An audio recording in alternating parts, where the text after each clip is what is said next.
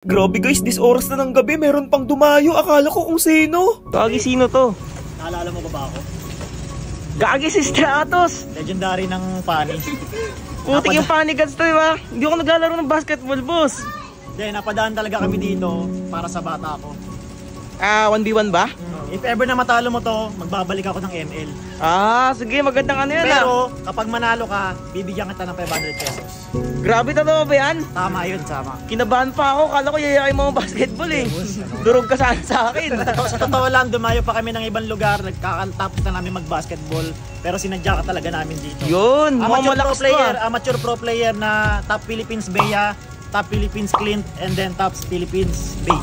Grabe, puro may ano to, may rank. Sige, tara. Guys, dumayo dito sila Stratos, galing pa ng Quezon. Kala ko yayain ako ng basketball eh.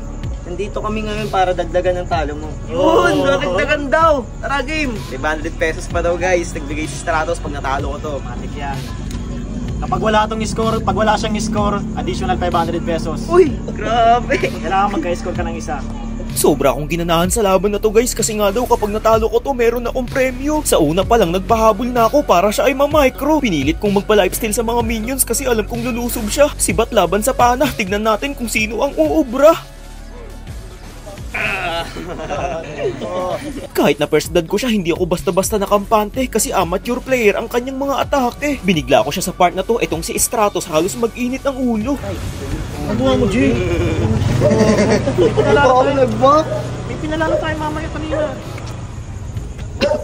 Medyo nagseryoso na muna ako dito guys kasi halata sa kanila na nagpo-focus na. Ngunit kahit anong sabayan, wala pa ring maibuga. Kumalang ka! Alam lang alanganin na eh. Wala na din eh. Makapagtago pa sana ako dito kung kanina ko pinindot. Medyo mainit-init ang tension sa game na to. Ang bawat isa kasi sa amin hindi maiwasang maging kabado. Lalo na nung pumasok ako sa base nito, palagan kung palagan, parehas naman kaming nakawintsalan. Huwag niya lang akong tatakbuhan. Uy! Aray ka! Nagulat siya sa gagawin ko dito, hindi niya akalain na ganun na ako kasakit. Boom! Hindi na napindot. 5-0, aray ko. Wala na, tapos na to. May minions. Sige ako na nga dyan!